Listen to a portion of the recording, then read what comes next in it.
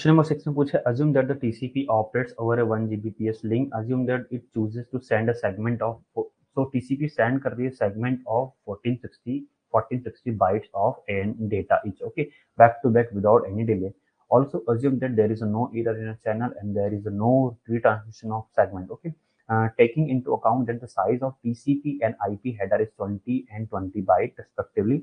Ignoring any other overhead, how long would it take for a TCP sequence space to wrap around completely? Okay, so TCP बना रही है 1460 bite के segments बना रही है और एटमोस्ट विदाउट रैपिंग हम एटमोस्ट डेटा कितना डिलीवर कर सकते हैं? सो वो डिलीवर कर सकते हैं 2 की power 32 byte of data, because sequence number हमारे पास कितनी सीक्वेंस नंबर की स्पेस कितनी होती है? 32 बिट की स्पेस होती है। 32 बिट में 2 to the power 32 maximum sequence होते हैं और पर सीक्वेंस हम 1 बाइट ऑफ डेटा डिलीवर करते हैं। तो मैक्सिमम डेटा कितना डिलीवर हम कर सकते हैं? 2 की पावर 32 बाइट। आफ्टर दैट हमारा सीक्वेंस नंबर क्या हो जाता है? रिपीट हो जाता है, मतलब 0 से लेके हम मैक्सिमम वैल्यू तक पहुंच जाएगी एंड देन वापस हमारा क्या स्टार्ट होगा? 0 स्टार्ट हो जाएगा। सो ड्यूरिंग दिस इतने डेटा को सेंड करने में टीसीपी को कितना टाइम लगेगा? ओके, आपसे ही पूछा है। सो आपका मैक्सिमम साइज डेटा का क्या हो गया? ये हो गया है। अब आपके पास मैक्सिमम साइज ऑफ डेटा तो अवेलेबल है, बट आप सेंड कर रहे हैं 1460 बाइट ऑफ पैकेट पर data.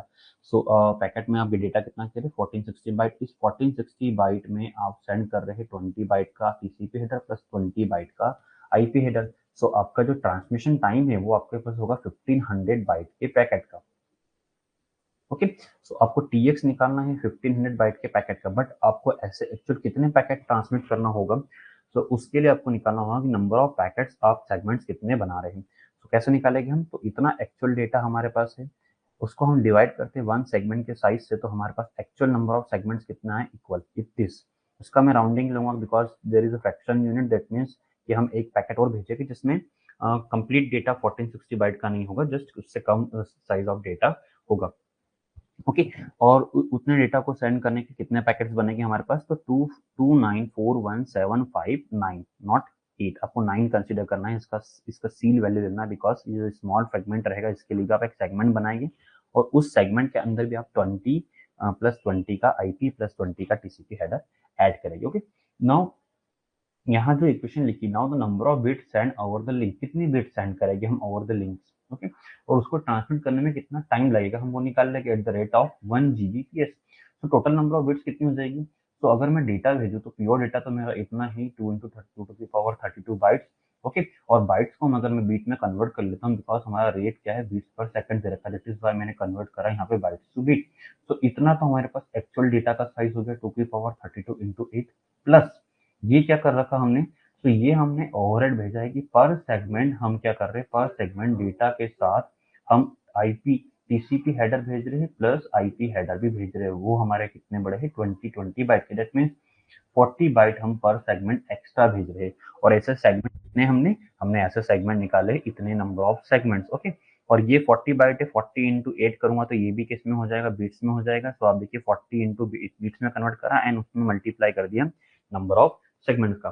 So total number of bits कितने? इतने बिट्स हमारी टोटल नंबर ऑफ बिट्स आ गई। ओके, अब आपसे पूछा है कि 1 Gbps का रेट है आपका, तो इतनी बिट्स को ट्रांसमिट करने में कितना टाइम लगेगा एक्चुअल सेंडर को? सो जस्ट आप px निकाल लीजिए। सो आपने डेटा को डिवाइड कर दिया रेट से, 10 टू द पावर 9 से 10 टू द पावर 10 में कट गया, ये दिस इज 0 एंड आप अगर इसे 10 से मल्टीप्लाई करते तो आपका टाइम आता 35.30 seconds. Okay, so answer is 35.30 seconds. Correct answer is 35.30 seconds. Question number 7. Suppose you are defending a new version of TCP header that accommodates a round trip time of 250 millisecond. That means RTT आपको कितना दे रखा है? तो RTT आपको दे रखा है यहाँ पर 250 मिलीसेकंड। अब हम न्यू नेटवर्क बैंडविड्थ जो हमें दे रखा है वो दे रखा है यहाँ पर 250 मिलीसेकंड। RTT R दे रखा आपको 400 Mbps and the maximum segment life time दे रखा है 100 सेकेंड। ओके, सो इस मैक्सिमम सेगमेंट लाइफ टाइम का मीनिंग क्या होता है? मैक्सिमम सेगमेंट MSL जिसको बोलते हैं maximum segment life time of 100 second. So suppose TCP ने एक सेगमेंट सेंड करा है with sequence number 1000। Okay, so maximum segment life time बताता है कि 1000 सीक्वेंस नंबर है और 100 सेकंड है, 100 सेगमेंट दे रखा है आपको। सो मैक्सिमम सेगमेंट लाइफ टाइम मतलब कि ये जो सेगमेंट है इसमें जो सीक्वेंस नंबर 1000 है ये कब तक इस सेगमेंट के साथ एसोसिएटेड रहेगा, ये है इसकी मैक्सिमम ड्यूरेशन है 100 सेकंड। आफ्टर दैट टीसीपी एक न्यू सेगमेंट जनरेट कर देगी एंड उस सेगमेंट का भी सीक्वेंस नंबर क्या हो जाएगा, उस सेगमेंट का भी सीक्वेंस नंबर क्या हो जाएगा 1000। Okay, that means sequence number हमारा हर 100 सेकंड के बाद क्या हो रहा है, रैप अराउंड हो रहा है। ये इसका मतलब क्या होता है, सेगमेंट हमारा हर 100 सेकंड के बाद, सीक्वेंस नंबर हमारा हर 100 सेकंड के बाद रैप अराउंड हो रहा है। मतलब यही 1000 सीक्वेंस नंबर हमारा वापस से आफ्टर 100 सेकंड फिर से यूज हो गया है with another segment. Okay, so this is the meaning of maximum segment lifetime of 100 seconds. Okay, now let the number of bits used for or advertised window size be x. That means आपसे कहा कि अगर आप advertise window field बनाते हैं, advertise window field that means अगर हमने TCP header देखा है तो उसमें विंडो साइज की फील्ड होती है। विंडो साइज फील्ड हमारे पास जितनी होती है वो होती है 16 बिट की विंडो साइज फील्ड होती है इन टीसीपी हेडर। सो आपको यहाँ पे कहा है कि आप अपनी ओन विंडो साइज की फील्ड बनाओ, आप खुद का एक न्यू टीसीपी हेडर डिफाइन कर रहे हैं। सो उस फील्ड के लिए आप उस टीसीपी हेडर के लिए आप विंडो साइज की फील्ड का साइज क्या रखेंगे। ओके, सो विंडो साइज की फील्ड का साइज होता है window size, maximum window size अभी हमने जस्ट प्रीवियस क्वेश्चन में एक सॉल्यूशन के साथ देखा है कि मैक्सिमम विंडो साइज होता है वो डिपेंड करता है बैंडविड्थ डिले प्रोडक्ट पे, that means R into R T T. So R T T आपको यहाँ दे रखा है 250 मिली सेकेंड का और आर आपको दे रखा है 400 MBPS का। ओके, सो जस्ट आपने यहाँ पे बैंडविड्थ डिले प्रोडक्ट से निकाला है, आपसे क्या निकाले, विंडो साइज। आपका क्या है, विंडो साइज इन बिट्स आया है और आपको यहाँ पे विंडो साइज आपको बाइट्स में निकालना, बिकॉज पर बाइट हम एक सीक्वेंस नंबर यूज करते हैं। सो हमारा टारगेट होता है बाइट का होता है, दैट इज वाई यहाँ पर हमने 8 से डिवाइड करा है। बैंडविड्थ डिले प्रोडक्ट हमारा बिट्स में आया, बिट्स को डिवाइड करा 8 से तो हमारा क्या आ गया, बाइट्स में आ गया। तो आपका विंडो साइज क्या आया है, विंडो साइज आपके पास आया है 12.5 इंटू 10⁻6 बाइट। अब इतनी बाइट्स के लिए कितनी बीट्स आपकी फील्ड सफिशिएंट होगी, जो आप उतनी वो बीट्स आपको बता देगी कि पर्टिकुलर बाइट हम एक्सेस करें, मतलब एक यूनिक एड्रेस दे देगा हर बाइट के लिए। यूनिक एड्रेस कैसे निकालते हैं, तो उसका लॉग ले लेते हैं हम। तो हमने यहाँ पे लॉग लिया तो 24 बिट्स हमें क्या मिली है, value of x, advertise window की वैल्यू क्या मिली, एक्स। मतलब हमारा जो न्यू फॉर्मेट होगा टीसीपी का उसमें 24 बिट्स हम यूज करेंगे for the advertise window. Okay, now आपसे पूछा है कि the number of bits use for sequence number field D Y. Okay, so आप यहाँ पे number of bits use for sequence number field क्या होता है। अगर हम एक्चुअल टीसीपी की बात करें तो उसमें सीक्वेंस नंबर की फील्ड हमारी कितनी बड़ी होती है, तो सीक्वेंस नंबर की फील्ड होती है 2 की पावर 32 बिट की, 32 बिट की होती है। दैट मीन्स 2 की पावर 32 हमारे पास टोटल सीक्वेंस नंबर हो सकते हैं। और अगर उसमें उसका मैक्सिमम सेगमेंट लाइफ टाइम हमको दे रखा है, अभी जस्ट हमने प्रीवियस क्वेश्चन में निकाला था, जो 35.12 जो निकाला था वो था हमारा maximum segment life time. Okay, because उसके बाद हमारा जो सेकंड निकाला था उसके बाद हमारा क्या हो रहा था, सीक्वेंस नंबर रैप अराउंड हो रहा था। तो जो हमने उस क्वेश्चन में निकाला था वो आया था 35.12 सेकंड। तो इस क्वेश्चन में आपको ये एमएसएल की वैल्यू दे रखी है, एमएसएल की वैल्यू दे रखी है, क्या दे रखी है, वो है आपको 100 सेकंड। सो अब ये निकालिए कि इन 100 सेकंड आप how much bytes you can transmit. तो अगर जितनी बाइट आप ट्रांसमिट कर सकते हैं, पर बाइट आपका क्या होता है, एक सीक्वेंस नंबर होता है टीसीपी में। तो जितनी बाइट्स होगी उतनी सीक्वेंस नंबर होंगे। सो आपका रेट क्या है, तो रेट आपका दे रखा है, आपको जो रेट दे रखा है वो है 400 एमबीपीएस बिट्स में। इसको बाइट में कर लीजिए तो 400/8 करते हैं तो हमारे पास ये क्या आ जाएगा, मेगा बाइट्स पर second. That means in 1 second हम सेंड कर रहे हैं 400/8 मेगा बाइट्स। ओके, सो आप 100 सेकंड में कितना सेंड करेंगे, तो 100 सेकंड में हम सेंड कर देंगे 400 इंटू 100/8 मेगा बाइट्स। ओके, और इतनी बाइट को सेंड करने के लिए कितनी कितनी सेंड करने के लिए जो हमारे पास सीक्वेंस नंबर की फील्ड होगी वो कितनी बड़ी होगी, इसका जस्ट लॉग ले लीजिए और उसका क्या ले लीजिए, सील ले लीजिए, जैसे कि हमने यहाँ पे ले रखा है। जो वैल्यू आई है 50 इंटू 10⁻8 बाइट्स हम सेंड कर सकते हैं ड्यूरिंग द 100 सेकंड्स। और 100 सेकंड में इतनी बाइट के लिए कितनी बड़ी फील्ड होगी सीक्वेंस नंबर के लिए, हर सो वो होगी हमारे पास, इसका लॉग लेने पर वो होगी 33 बिट्स की फील्ड। सो x की वैल्यू आपके पास आई 24 एंड y की वैल्यू आपके पास आई 33। तो correct answer is D. Next question discuss करते हैं। नेक्स्ट क्वेश्चन करते हैं question number 8। Consider assume that the TCP sender had transmitted 5 TCP segment with respectively sequence number 14, 60 and तो आपको जो 5 TCP सेगमेंट भेजे हैं उनका सीक्वेंस नंबर दे रखा कि फर्स्ट सेगमेंट भेजा उसका सीक्वेंस नंबर 1460 है, नेक्स्ट का 2920 है। सो आपका 1460 है, उसके बाद 2920 है, देन 2920 के बाद 4380 आपने सेंड करा, 5840 सेंड करा, देन 7300 सेंड करा। ओके, जैसे ही 71370 सेंड करा, the sender receive the 4 acknowledgement, the sender receive the 4 acknowledgement with the following sequence number. Okay, so इसका मतलब क्या हुआ कि जब जब सेंडर ने 1460 सेंड किया था तो उसका एक एक्नॉलेजमेंट सेंड किया था जिसका एक्नॉलेजमेंट नंबर क्या था 2920। That means sender is expecting the 2920। Okay, now जब 2920 हमारा ड्रॉप हो गया है, इसके बाद जो रिसीव हुआ 4390, उस पैकेट के रिसीविंग पे भी आपका रिसीवर ने भेजा है 2920। ओके, एंड देन 5840 रिसीव हुआ, उस केस में भी इसी के क्या आया 2920 एंड 43 पहुंचा, उसके भी इसके भी एक्नॉलेजमेंट में क्या आया 2920। ओके, सो ये 5 सेगमेंट भेजने के बाद जैसे ही सेंडर ने चेक करा कि उसके पास 3 डुप्लीकेट एक्नॉलेजमेंट आए for the packet 2920, that means receiver is expecting packet 2920।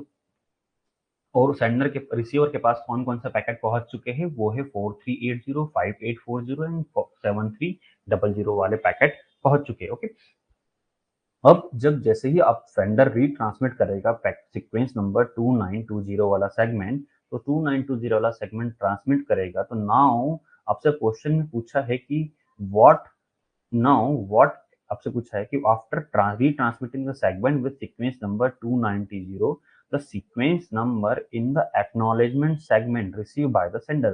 तो ये एक्नॉलेजमेंट पैकेट में क्या सीक्वेंस नंबर आपका रिसीवर सेंड करेगा। ओके, क्या सेंड करेगा और सेंडर क्या रिसीव करेगा इन एक्नॉलेजमेंट पैकेट में। ओके, तो अब दिस क्लियरली देख सकते हैं कि सेंडर ने यहाँ तक के डेटा को सेंड किया है और यहाँ तक के डेटा का एक्नॉलेजमेंट आ गया एक्सेप्ट दिस। अब जब इसका वापस से इसका रिट्रांसमिट करा है, मतलब सेंडर ने यहाँ से लेके यहाँ तक का कंप्लीट पैक डेटा सेंड कर चुका है। ओके, और ये जो भेजा था लास्ट जो पैकेट भेजा था उसके अंदर 7300 वाला सीक्वेंस नंबर था। दैट मींस उसके अंदर पर सेगमेंट हम डेटा कितना भेज रहे हैं, तो पर सेगमेंट आपको दे रखा है मैक्सिमम सेगमेंट साइज तो दे रखा है 1460 का, मतलब 730 उसका सेगमेंट नंबर था प्लस उसके अंदर 1460 का डेटा था। तो आपका जो एक्नॉलेजमेंट नंबर होगा इन 8760, मतलब sender receiver is expecting the segment number segment with sequence number 8760। Okay, तो यहाँ जो आएगा वो आएगा 8760 बिकॉज यहाँ से लेके उसके ऊपर तक के सारी बाइट उसके पास रिसीव हो चुकी है। So answer of this question is D. Now question number 9, consider the following plot of TCP window size as function of time। तो आपको प्लॉट दे रखा है टीसीपी विंडो साइज का, आपको इन्हें चार्ट दे रखा है। आपसे पूछा है assume TCP protocol experience the behavior show above। Also assume that the transmission round start from 1, यहाँ से 1 हुआ 1, ये this is first round, this is second, this is third, this is fourth, fifth, then 6, 7, 8, 9, 10, 11, 12, 13, 14, 15, 16, then 17, 18, 19, 20। आप देखिए यहाँ से 20 पे हम आए हैं, 21, 20, 22, then 23, 24, 25, 26, इस तरह से ट्रांसमिशन आने रखे। तो मैक्सिमम सेगमेंट साइज आपको दे रखा है 2 MSS, मतलब 2 kilobyte, that means 1 MSS is equal to आपको दे रखा है 2 किलोबाइट, मतलब 2 किलोबाइट आप पर सेगमेंट भेज रहे हैं। And the initial congestion window, C congestion window, तो इनिशियल कंडक्शन विंडो आपको दे रखी 1 MSS। Okay, what is the value of conduction window after the 20th transmission round, that is the beginning after 20th transmission, मतलब 20th transmission round हो चुकी है, मतलब उसके बाद that is the beginning of 21st transmission round। Okay, तो just आपको check करना है, एक प्लॉट को देखना है कि अगर हम बात करें 20th ट्रांसमिशन के बाद क्या होगी, तो 20th ट्रांसमिशन राउंड में हमने कितना डेटा भेजा है। तो इट इज जस्ट भेजा हमने कितना, तो 20 वाला एरो ये है, 20 वाली बार ये है, 25 वाली बार ये है, this is 21, this is 22, this is 23, this is 24, मतलब 20th राउंड में हमने भेजा था 24 MSS सेंड किया था। ओके, और हम कौन से फेज में चल रहे हैं? तो यहाँ जो फेज चल रहा है, देखिए आप, हम जो फेज चल रहा है यहाँ पर क्या हुआ था, सडनली ड्रॉप हुआ था कंजक्शन विंडो और हमने वापस से समवेयर अराउंड स्टार्ट करा है। दैट मीन्स यहाँ जो हुआ था 3 डुप्लीकेट, मतलब 3 डुप्लीकेट हुआ था, 3 डुप्लीकेट एक्नॉलेजमेंट रिसीव करे थे सेंडर ने, एंड देन हमारा कंजक्शन विंडो ड्रॉप होके कहाँ आ गया था, थ्रेशोल्ड पे आ गया था, एंड जो हमारा, और फिर हमने वापस लीनियर पेज से स्टार्ट करा है। तो 24 के बाद नेक्स्ट राउंड में जो विंडो होगी वो क्या होगी, 25। So after 20th round, that is the beginning of 21st round, जी this is the beginning of 21st round, आपकी जो कंजक्शन विंडो होगी वो क्या होगी, सी डब्ल्यू कंजक्शन विंडो क्या होगी, 25 MSS। मतलब ये बता रहा है कि जो आप जो 21st राउंड की जो स्टार्टिंग करोगे उसमें आप कितने MSS सेंड करोगे, आपसे ये पूछा है। तो 20 राउंड के बाद आपका जो विंडो है 24 सेगमेंट सेंड करके आपका विंडो 1 से इंक्रीमेंट हो जाएगा, और 1 से इंक्रीमेंट होगा तो आप 25th राउंड में 25 MSS सेंड करेंगे। सो आप देख सकते हैं यहाँ पर 25 MSS आपको दिख रहा है, यहाँ पर 25 MSS। ओके, अब आपसे पूछा है इन किलोबाइट्स, तो 25 MSS पर MSS आप सेंड कर रहे हैं 2 किलोबाइट, तो 2 किलोबाइट दैट मीन्स आपका क्या होगा, ये 50 kilobyte. Okay, so question number 9 का आंसर, क्वेश्चन नंबर 9 का आंसर क्या आएगा, 50 किलोबाइट। नेक्स्ट क्वेश्चन डिस्कस करते हैं, क्वेश्चन नंबर 10। क्वेश्चन नंबर 10 में आपको क्वेश्चन नंबर 10 आपका जो है, आपको एक सिनेरियो अगेन टीसीपी में दे रखा है। Suppose client A initiate a TCP connection with server S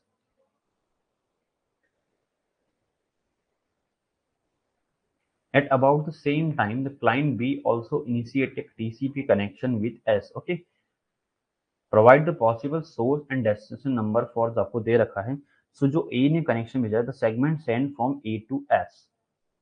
okay, server से जो सर्वर को पैकेट सेंड करा है उसमें ए ने जो सोर्स पोर्ट नंबर यूज करा, एक्स यूज करा है, और एस का जो पोर्ट नंबर है, this is on S destination port S पे जो पोर्ट नंबर है 23, मतलब ए कम्युनिकेट कर रहा है पोर्ट नंबर 23 पे, but port source port number of A is not given. Okay, the segment send from B to S, जो कनेक्शन जो है बी क्लाइंट ने इनिशिएट करे to the same server S, और उसका सोर्स पोर्ट नंबर क्या है, वाई है। ओके, एंड जो है डेस्टिनेशन पोर्ट नंबर सर्वर का अगेन सेम है। Okay, now segment send from S to A, server ने सेगमेंट सेट करा तो सोर्स पोर्ट नंबर क्या हो जाएगा 23, and destination port number X जो यहाँ पे पोर्ट नंबर था उसी पे कम्युनिकेशन चल रहा है। And segment send from S to B, वो क्या है 23 है, क्योंकि सर्वर का port number source port number 23, तो डेस्टिनेशन पोर्ट नंबर क्या होगा, बिकॉज बी को सेंड कर रहे तो डेस्टिनेशन पोर्ट नंबर वाई होगा। ओके, आपको दो स्टेटमेंट गिवन दे रखे based on this scenario. First statement है if A and B are on different host. Okay, so आपको for example A is the another host and A is the process जो another host पे है, and B is the process which is on another host. Okay, it is possible that the source port number in the segment from A and S, A and S is same as segment sent from B to S। First statement है, that means आपसे पूछा है कि अगर A and B दो different port number हैं तो क्या X is equal to Y हो सकता है। That means source port of A is equal to source port of Y is equal to B। That means दोनों क्या कोई same same sequence number select कर सकते हैं। ओके, सो सो इसका आंसर होगा yes, why it is yes. So हम जब हम टीसीपी की स्टडी करते हैं, टीसीपी टॉपिक की स्टडी करते हैं, तो हम स्टडी करते हैं सॉकेट प्रोग्रामिंग की। और सॉकेट क्या होता है, socket is the unique descriptor होता है जो बताता है कि कौन सी प्रोसेस से हम यूनिकली कम्युनिकेशन हो रहा है। और it is the combination of IP address plus source port, source source port number. Okay, okay, so जब यहाँ सॉकेट कम्युनिकेशन होगा, क्लाइंट कनेक्शन स्टेबलाइज करेगा विद द सर्वर एस, तो उस केस में जो सॉकेट जो बनेगा सॉकेट इज यूनिक होता है। हमारा हर मशीन का एक यूनिक सॉकेट बना होता है, हर प्रोसेस एक यूनिक सॉकेट बिल्ड करती है इन कम्युनिकेशन। तो यहाँ इसका एक आईपी एड्रेस होगा, और आईपी एड्रेस हमारा क्या होता है, यूनिक होता है। इस मशीन का दो डिफरेंट मशीन है तो इसका एक आईपी एड्रेस, इसका IP1 होगा एंड इसका IP2 होगा। तो आईपी के बेसिस पे हम क्या कर सकते हैं, यूनिक सॉकेट बना सकते हैं। ओके, सो आईपी अगर लेट से मैंने इसका आईपी ले लिया 10.0.0.1, ओके, और इसका सॉकेट ले लिया मैंने 10.0.0.2, तो इस केस में आईपी प्लस 100 मेरे पास अगर सेम एक्स और वाई की वैल्यू सेम है, दैट मीन इस केस में जो सॉकेट का कॉम्बिनेशन है वो यूनिक बन रहा है। और सेकंड केस में मेरे पास सॉकेट का कॉम्बिनेशन क्या बन रहा है, वो भी क्या बन रहा है, यूनिक बन रहा है। ओके, सो दो सॉकेट बने मेरे, और सॉकेट मेरे क्या बने, यूनिक बने, दैट इज वाई एक्स और वाई क्या हो सकते हैं, सेम हो सकते हैं, बिकॉज सॉकेट मेरे डिफरेंट बन रहे हैं। ओके, सो ऑप्शन ए क्या है हमारे पास, क्या होगा, ट्रू होगा। ऑप्शन बी, स्टेटमेंट 2 क्या दे रखा है, तो स्टेटमेंट 2 में आपको दे रखा है कि अब आप मानिए कि ए एंड आपके पास ए मशीन जो है, दो दो प्रोसेस रन हो रही है, एक से दो प्रोसेस रन हो रही है, एक प्रोसेस ए है, एक प्रोसेस बी है, ऑन द सेम मशीन।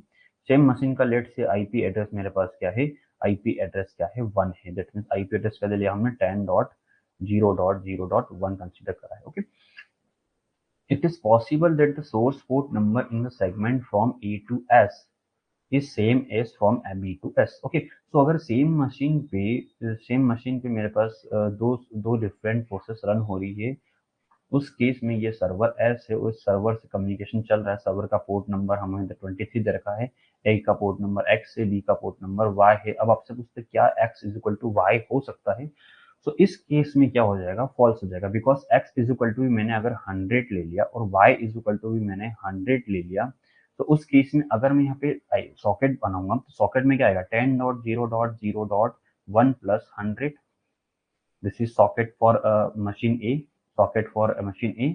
और अगर मैं सॉकेट बनाऊंगा इसका बी का, तो ये क्या होगा, 10.0.0.1 plus 100, this is for socket B. अब देखिए सॉकेट जो होता है हमारे पास, जो इस तरह से हम कह सकते हैं कि सॉकेट प्लस पोर्ट नंबर के कॉम्बिनेशन से हम यूनिकली आइडेंटिफाई करते हैं कि कौन सी प्रोसेस के थ्रू कम्युनिकेशन हो रहा है। ओके, सो हम यहाँ पे यूनिकली आइडेंटिफाई नहीं कर पाएंगे कि इस होस्ट में किस प्रोसेस के साथ कम्युनिकेशन हो रहा है। फॉर एग्जाम्पल सपोज एस ने अगर कोई डेटा सेंड किया है for the system A, okay, but socket जो है आपके पास आईपी एड्रेस के थ्रू, आप नेटवर्क में आईपी एड्रेस के थ्रू आप यहाँ पे होस्ट एस तक तो आ जाओगे, बट अब आपका क्या है, पोर्ट नंबर सेम हो गया, उस केस में आप ये आइडेंटिफाई नहीं कर पाएंगे कि ये जो टीसीपी सेगमेंट या फिर आईपी पैकेट आपके पास रिसीव हुआ है यहाँ पर इस होस्ट एच पे, ये किस किस एप्लीकेशन को देना है, किस प्रोसेस को देना है यहाँ पर।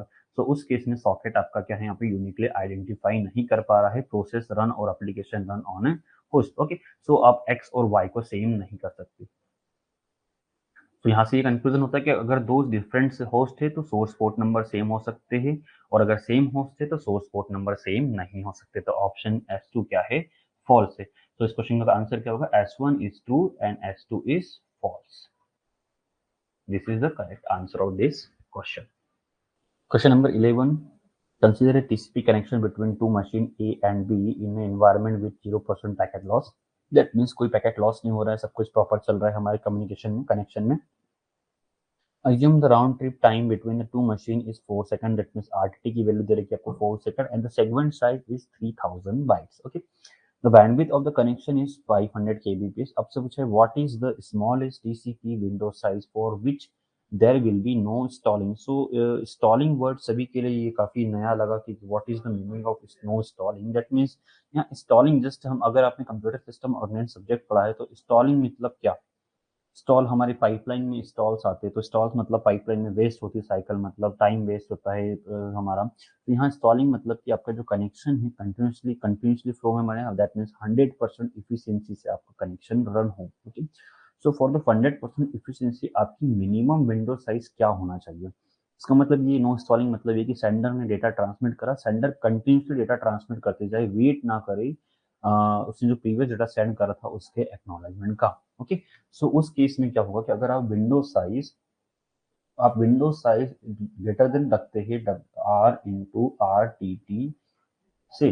ओके, सो उस केस में आपका विंडो साइज, उस केस में आपकी 100% आपके पास इफिशियंसी होगी, और 100% इफिशियंसी में आपके पास आपका जो सेंडर होगा वो इंस्टॉल नहीं होगा, वेट नहीं करेगा for the next packet of the next window. मतलब after sending the W packet of the first window, sender should not wait for the transmitting of the first packet of the second window आपका continuously transmission और incoming of AC के होते रहना चाहिए। Okay, सो ये case define करा है कि व्हाट इज द इंस्टॉलिंग, और आपको जस्ट यहाँ निकालना है कि आपको RTT की वैल्यू दे रखी है और आप यहाँ निकालिए W इंटू RTT। ओके, अब W इंटू RTT में आपके पास ये फॉर्मूला अप्लाई करिए और जस्ट आप निकालिए what is the value of window size.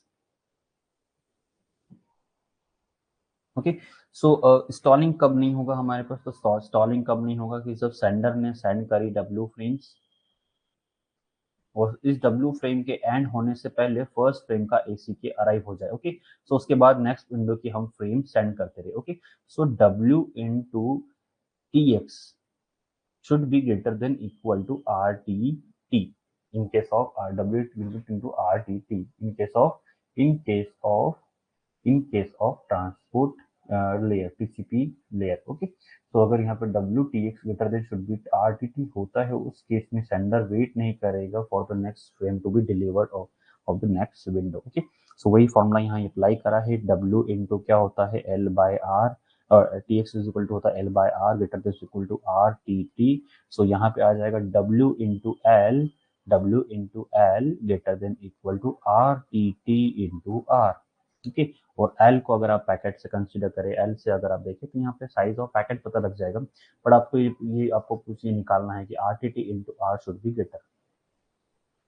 सो आप यहाँ से W निकाल सकते हैं। साइज ऑफ L आपको क्वेश्चन में गिवन दे रखा है कि सेगमेंट साइज आपको 3000 बाइट दे रखा है, तो ये आपको W इंटू 3000 बाइट का सेगमेंट साइज दे रखा है और greater than equal to RTT into R by अगर मैं L करता हूँ मतलब 3000 को इधर लेके आता हूँ तो मुझे W की वैल्यू पता लग जाएगी। ओके, सो ये वही कॉन्सेप्ट हमने अप्लाई करा कि W in should be greater than W, हमें मैक्सिमम विंडो निकालना है, मैक्सिमम साइज ऑफ विंडो निकालना है, तो वो क्या होगा RTT इंटू R। ये आपको बाइट्स में देगी। अब अगर इसको साइज ऑफ पैकेट से डिवाइड करेंगे तो आपको विंडो साइज पैकेट्स में आ जाएगी, अगर पैकेट से डिवाइड नहीं करेंगे तो इन टर्म ऑफ बाइट्स आ जाएगी कि मैक्सिमम विंडो साइज का साइज क्या हो सकता है। Correct answer this is 84।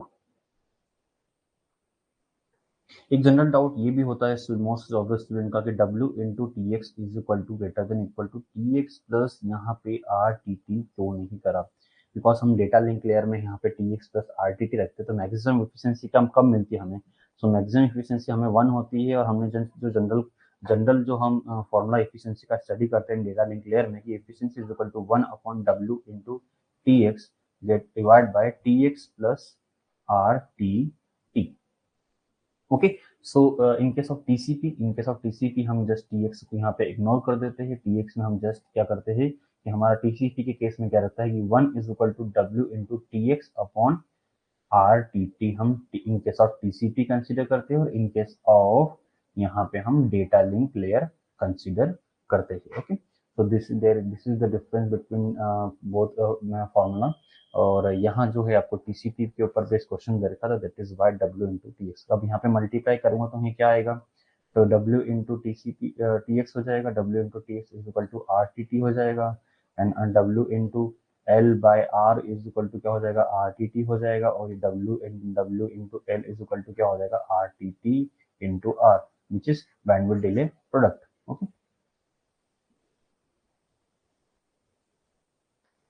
Question number 12। Question number 12 में पूछा है कि if the laptop is connected to a LAN and send a DHCP request to know the IP address associated with the domain name, what is the sequence of IP header on this request packet as it leave the laptop? Leave the laptop. The outermost header first आपको लिखना है. We are using the term header loosely when it is come to the DNS. Okay, so यहाँ पे आपसे पूछा है कि the sequence of DNS packet. Okay, so outermost header आपको पहले बताना है. outermost header क्या होगा, तो सबसे पहले अगर सेंडर ने सेंड किया तो अगर आप ये कंप्यूटर पे कनेक्टेड है और इस कंप्यूटर का IP एड्रेस आपको पता है पर डोमेन नेम सिस्टम पता, आप IP एड्रेस फाइंड करना चाहते हैं तो आप एक DNS रिक्वेस्ट प्रिपेयर कर रहे हैं, तो DNS आपके पास DNS हेडर होगा एंड देन DNS हेडर मतलब एप्लीकेशन लेयर से DNS हेडर आपके पास कहाँ आएगा, तो वो आएगा आपके ट्रांसपोर्ट लेयर पे। ट्रांसपोर्ट लेयर पे आप इस DNS हेडर के ऊपर क्या करेगी, तो इस DNS हेडर के ऊपर आप क्या कर देगी अपना एक हेडर अप्लाई करेगा और वो हेडर किसका रहेगा, तो डीएनएस जो यूज करता है, यूडीपी यूज करता है as a transport layer service for the name and query resolution process. So name and query resolution process के लिए यहाँ पर यूडीपी हेडर आपका ऐड हो जाएगा। एंड देन ये जो पैकेट यूडीपी पैकेट है आपका कहाँ जाएगा, जो बन के जाएगा नेटवर्क लेयर पे। नेटवर्क लेयर इसमें अपना हेडर ऐड कर देगी, वो कौन सा होगा, आईपी हेडर होगा। एंड देन आईपी हेडर के बाद आपके पास कहाँ जाएगा ये पैकेट बन के, तो ये जाएगा, उसके बाद आपके पास कहाँ जाएगा, डेटा लिंक लेयर पे। डेटा लिंक लेयर इसके ऊपर मैक हेडर हेड कर देगी, मैक हेडर से ये आपके पास कहाँ डिलीवर हो जाएगा, फिजिकल लेयर पे। तो आपसे क्वेश्चन में पूछा था कि किस ऑर्डर में होगा, फ्रॉम द आउटर मोस्ट। तो आउटर मोस्ट में मैक है, देन आईपी है, देन यूडीपी है, देन डीएनएस है। तो correct answer is D. Question number 13। Question number 13 अच्छा क्वेश्चन था, काफी अच्छा क्वेश्चन था। इसमें हमने काफी अच्छा कंसेप्ट बिल्ड करेंगे इस क्वेश्चन के थ्रू। क्वेश्चन कुछ इस टाइप से था कि TCP connection has established between host A and B. A receiver A receives a packet, जो is host A receives a packet from B that has 52 byte packet. Okay, so A and B के बीच में connection है। A ने एक packet send करा है B को, जिसके अंदर पेलोड, जिसके अंदर जो कुछ ऐसी फील्ड है, ये पेलोड जो है 52 बाइट का है। सीक्वेंस नंबर क्या है, तो सीक्वेंस नंबर जो है वो है 1001। एक्नॉलेजमेंट नंबर है वो है 5001। साइज ऑफ विंडो दे रखा है, वो दे रखा है 4000। That means receiver is able to receive byte at most 4000 byte receive कर सकता है। एंड जो पेलोड साइज दे रखा है वो दे रखा है 52 बाइट का। ओके, अब पूछा है assume that B has not send any acknowledgement beyond this, मतलब इसके अलावा कोई और पैकेट बी ने सेंड नहीं किया है। Which of the following is are possible valid response from A. So A क्या सेंड कर सकता है to B. Okay, so first क्या ई साइन कर सकता है बी को, ये सीक्वेंस ऑप्शन ई। तो ऑप्शन ई में सीक्वेंस नंबर क्या है, तो sequence number 5001। So because AC की क्या आया, तो एसी के 5001 आया, दैट मीन्स सीक्वेंस नंबर हमारे पास क्या होना चाहिए, must be greater than 5001। Okay, so sequence number 5001 valid होगा, बिकॉज इन रिस्पॉन्स में सीक्वेंस नंबर ए जो है, बिकॉज एसी के 5001 आया, तो इससे बड़ा तो हम सीक्वेंस नंबर सेंड करेगी। हो सकता है जब ये पैकेट रिसीव हुआ है तो ए ने कुछ और डेटा भी भेज चुका हो जो 5001 से बड़ा हो। ओके, तो यहाँ पे सीक्वेंस नंबर 5001 वैलिड है। करेक्ट। एसी के नंबर क्या होगा, सो लास्ट बाइट जो हमने रिसीव करी थी उसका सीक्वेंस नंबर जो है 5001 था, पेलोड जो है 52 था। दैट मीन्स हमने कहाँ से लेके कहाँ तक की बाइट रिसीव कर ली है, तो 5001 से 52 तक की हमने बाइट रिसीव कर ली है। और हम जो नेक्स्ट जो है एसी की किसका देंगे, तो हमारे पास एसी के नंबर रहेगा 1053 का, मतलब अब now A is expecting the byte number 1053 correctly. Window size जो बता रहा है वो बता रहा है विंडो साइज ए का, कि मैं जो है मेरे पास जो स्पेस है वो क्या है 200 बाइट की स्पेस है, तो वो मैटर नहीं करता है कि ए के पास कितनी स्पेस है। मैटर जो करता है इस क्वेश्चन में बी के पास कितनी स्पेस है, ये मैटर करता है। ओके, नाउ जो साइज ऑफ पेलोड है वो क्या है 2000। विंडो साइज हमारे पास क्या है, पेलोड का साइज क्या है 2000। ओके, बी के पास स्पेस कितनी है, तो बी के बफर में जो स्पेस है वो 4000 बाइट की है। अगर ये sequence number next immediately packet ही है, मतलब इस पैकेट के बाद, इस पैकेट जो लास्ट एसी का है 501, और इसके बाद ये जो है जो बाइट ये डिमांड कर रहा है वही सेंड कर रहा है सेंडर। सो 501 प्लस 2000, मतलब हमारे पास टोटल कितनी बाइट हो सकती है, तो सीक्वेंस नंबर 501 प्लस 2000 पेलोड का अगर मैं ऐड करता हूँ तो कहाँ से लेके कहाँ तक की बाइट भेजी मैंने, 701 तक की बाइट भेजी। रिसीवर के पास कैपेसिटी कितनी 4000 बाइट की, मतलब 2000 बाइट उसके पास आ सकती है, रिमेनिंग कितनी बची 2000 बाइट। तो ये एक वैलिड रिस्पॉन्स हुआ फ्रॉम ए, क्योंकि कोई पैरामीटर फॉल्स नहीं हो रहा है। पैरामीटर फॉल्स कब होगा, कि जब सीक्वेंस नंबर हमने 5001 भेजा प्लस सेंडर जो है 4000 से ग्रेटर देन स्पेस बाइट भेजता है, दैट मीन्स हम मैक्सिमम कैपेसिटी कितनी हो सकती है, रेंज ऑफ डेटा की कैपेसिटी कर सकती है, तो 5001 प्लस 4000 करता हूँ तो 9001, मतलब सेंडर अगर इस बीच में डेटा भेजता है 5001 से, जो रेंज है 5001 से 9001 के बीच की रेंज का अगर कोई डेटा भेजता है, सो रिसीवर उसको स्टोर कर पाएगा, बिकॉज उसके पास 4000 की कैपेसिटी है।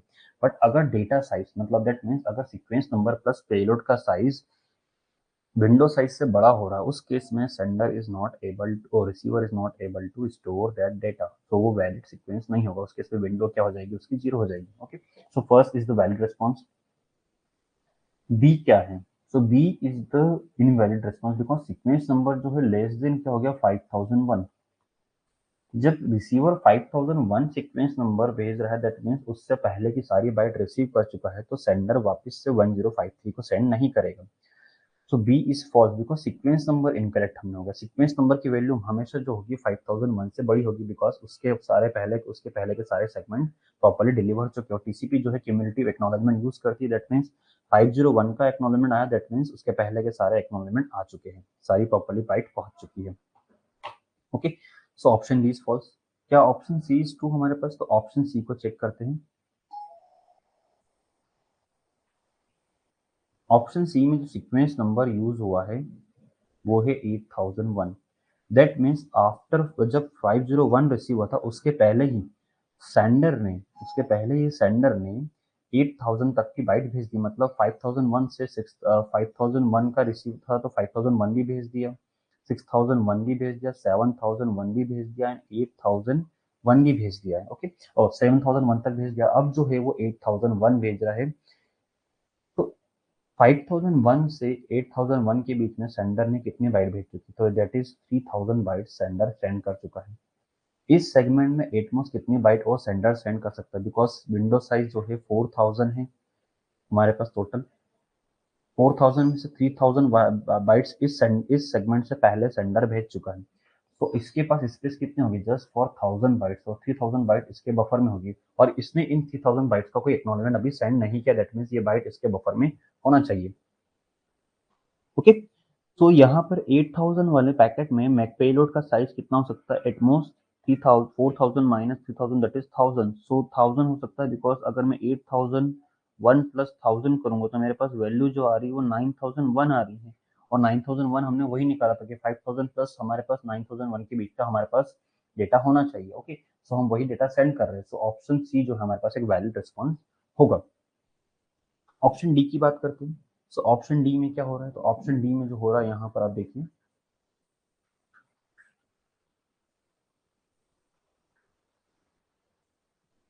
अब सेंडर जो सेंड कर रहा है सीक्वेंस नंबर 6001, मतलब 5001 से हम कहाँ तक सेंड करते हैं? 9001 तक सेंड कर सकते हैं। तो सेंडर भेज रहा है 6001, मतलब 6001 से पहले उसने कितना डेटा भेज चुका है वो, तो 6001 माइनस 5001 अगर करता हूँ मैं, दैट मीन्स 1000 बाइट का डेटा वो ऑलरेडी भेज चुका है, और ये 1000 बाइट का डेटा इन ट्रांजिशन होगा या फिर रिसीवर के बफर में होगा। सो रिसीवर के पास कितनी स्पेस हो रहा है? तो 1000 का आ चुका है, 3000 की और स्पेस है उसके पास। ओके, सो 6001 प्लस 3000 करता हूं मैं तो मेरे पास क्या होगा? 9001। ओके, बट अगर तो आप, तो ये जो पैकेट सेंड कर रहा है सेंडर, उसमें देखिए पेलोड, देखिए पेलोड की वैल्यू 4000 है। सो 6001 प्लस 4000 अगर हम यहाँ कर रहे हैं तो हमारे पास ये वैल्यू हो रही 10001, which is which is beyond the capacity of receiver buffer, because receiver buffer 4000 byte extra store कर सकता है। दैट मीन 6001 में मैक्सिमम पेलोड साइज 4000 की बजाय क्या होना चाहिए? 3000 होना चाहिए था। उस केस में ये एक वैलिड रिस्पॉन्स होता, बट दिस ये एक वैलिड रिस्पॉन्स क्यों नहीं? Because size of payload is larger than the capacity of receiver buffer, current receiver buffer. Clear है? सो इस तरह के क्वेश्चंस आपको मैम ने एक्सप्लेन करे हैं कि किस तरह से करंट डायरेक्ट जो है टीसीपी में रिसीवर की बफर की विंडो साइज एडजस्ट होती है ऑन रिसीविंग द सेगमेंट्स, और जो रिसीवर विंडो साइज एडवर्टाइज करता है वो क्या बताता है कि उसके बफर में करंटली स्पेस कितनी है, वो बताता है। सो ये क्वेश्चन एक बहुत ही अच्छा क्वेश्चन और बहुत ही इंपॉर्टेंट क्वेश्चन था to understand the concept of TCP protocol, और जिसमें ट्रांसपोर्ट टीसीपी प्रोटोकॉल को बहुत अच्छे से इस क्वेश्चन ने एक्सप्लेन करा है। अगर आपको प्रॉपर्ली कॉन्सेप्ट समझ में आया तो ये क्वेश्चन आपका इजीली अंडरस्टैंडेबल रहेगा। नेक्स्ट क्वेश्चन डिस्कस करते हैं, question number 14। Question number 14 is very basic question, common very simple question. आपसे पूछा है कि इस पॉइंट पे क्या हुआ, इस पॉइंट पे क्या हुआ, तो आप देखिए यहाँ पर ये पॉइंट के बाद हम स्टार्ट कर रहे हैं वापस से 1 एमएसएस से, दैट मीन्स यहाँ पे टाइम आउट हुआ होगा। इन case of congestion flow control में हम in case of congestion control जब भी टाइम आउट होता है हम कंजेशन विंडो को क्या सेट कर देते हैं 1 ms के इक्वल, और थ्रेशोल्ड होता है हमारा half of the current congestion window. Okay, तो यहाँ पे क्या हुआ होगा हमारे पास? यहाँ पे टाइम आउट हुआ होगा, और दिस यहाँ पे जो हुआ होगा बिकॉज हमने कहाँ पे समवेयर मिडिल से कहीं स्टार्ट करा, दैट मीन्स यहाँ पे क्या होगा, थ्री डुप्लीकेट एक्नॉलेजमेंट सेंड किए होंगे, दैट इज वाई सेंडर ने अपनी विंडो साइज ड्रॉप करी है और इक्वल लीनियर फेज से ही स्टार्ट किया है। तो आंसर जो इसका क्या है, D. Question number 15। Question number 15 is also very simple question, just आपको इसके लिए स्टेट डायग्राम आपको समझना होगा। इस क्वेश्चन को स्टेट डायग्राम के बेसिस पे आपको क्विज रखा था कि सेंडर, अभी जो क्लाइंट है उसने फिन सेगमेंट भेज दिया है और उसका एक्नॉलेजमेंट आपके पास आ चुका है, तो उस केस में सेंडर क्या स्टेटस, क्या स्टेट क्या होगा, तो उस केस में सेंडर का स्टेट होगा फिन वेट 2। ओके, तो फिन एक तरफ से कनेक्शन सेंडर ने क्लाइंट ने क्लोज कर दिया, बट सर्वर अभी डेटा सेंड कर रहा है और सर्वर ने एक्नॉलेजमेंट भी सेंड कर दिया क्लाइंट को, तो क्लाइंट का जो स्टेट होगा वो क्या होगा, फिन वेट 2। अगर सर्वर एक्नॉलेजमेंट नहीं भेजता है, उस केस में क्लाइंट का स्टेट होता है फिन वेट 1। ओके, तो उसका आंसर क्या होगा, fin wait 2। Question number 16।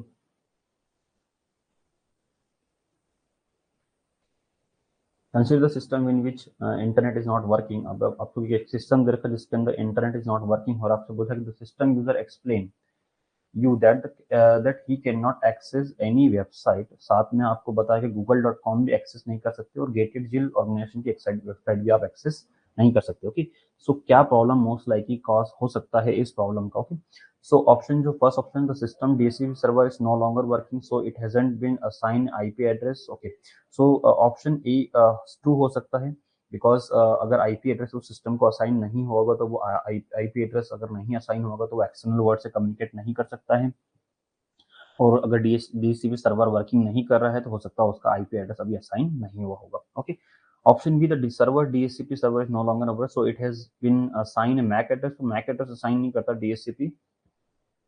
DHCP IP address assign नहीं करता है, तो option B is false. The system is behind the NAT box which means that it cannot access anything outside of its local network. Okay, so NAT box के behind नहीं है because अगर n t box के behind होता तब भी वो communication कर सकता है अगर उसका आईपी एड्रेस उसको असाइन हुआ हो तो। सो जो ये ऑप्शन सी भी फॉल्स है। Option D, the com top level domain server is down.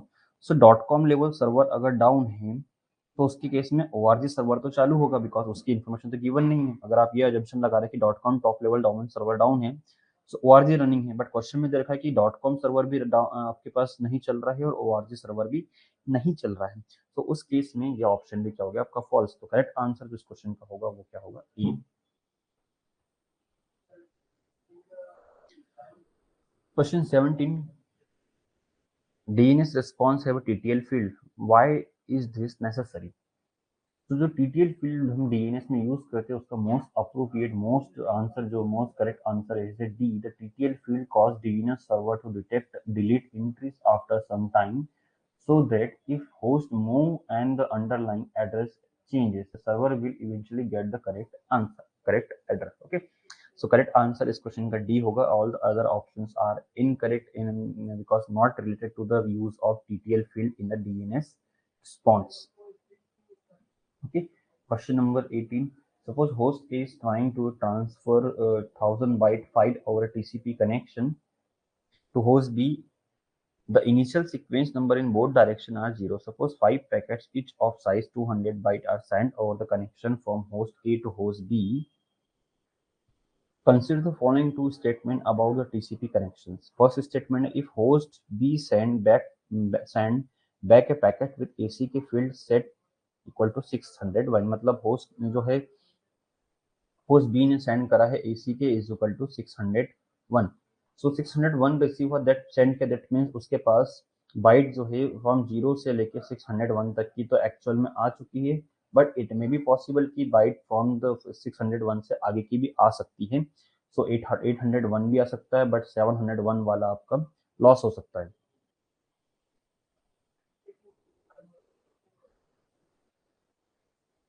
801 वाला भी आपका आ सकता है और 1001 वाला आ सकता है और 801 वाला आपका लॉस हो सकता है। तो it may be possible because आप 200 बाइट पर सेगमेंट भेज रहे हैं।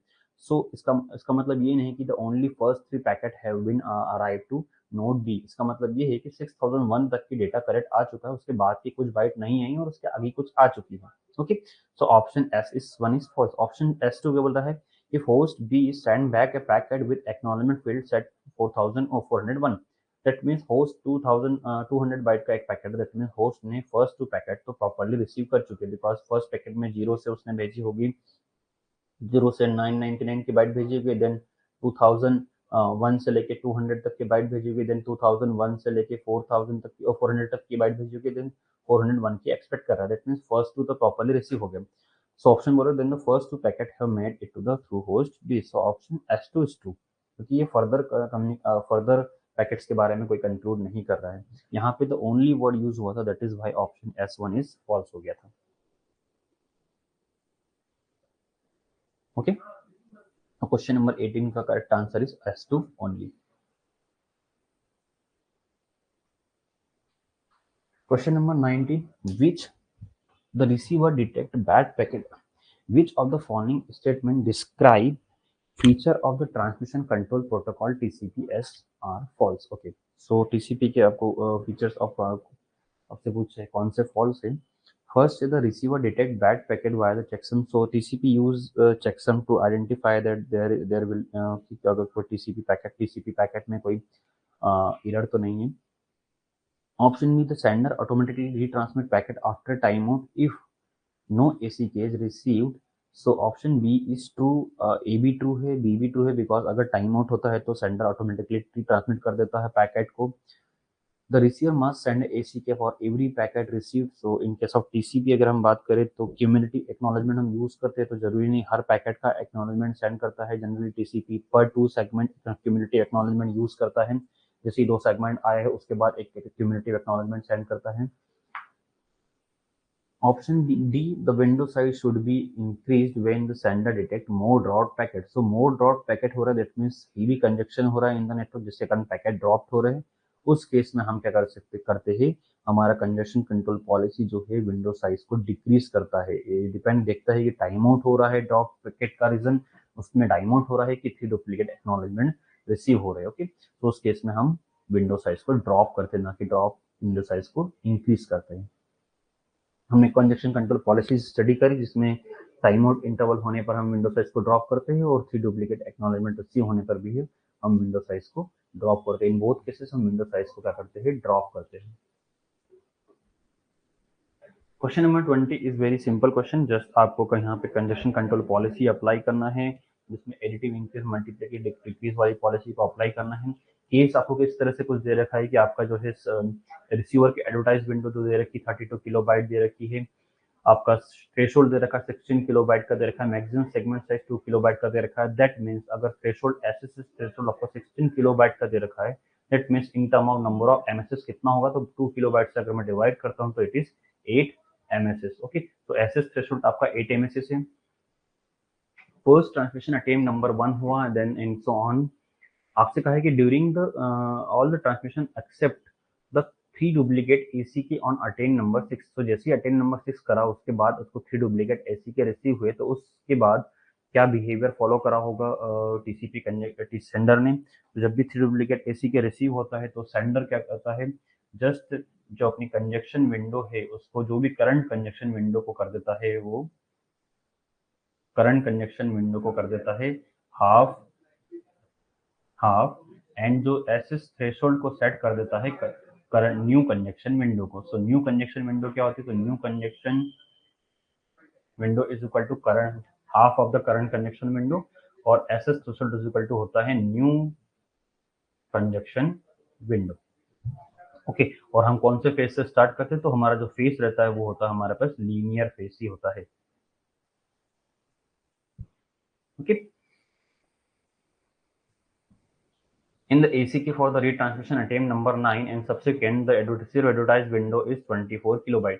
तो इस चीज का मैटर कब करता है, जब हम क्या करते हैं कि sender window is equal to होता है minimum of congestion window and receiver window. Okay, so अगर कंजक्शन विंडो रिसीवर विंडो के साइज से बड़ी हो जाती है, उस केस में हमारा सेंडर विंडो किसके इक्वल हो जाता है, रिसीवर विंडो के इक्वल हो जाता है। ओके, तो ये मैटर तब करता है जब कंजक्शन विंडो रिसीवर विंडो के साइज से बड़ी होती है।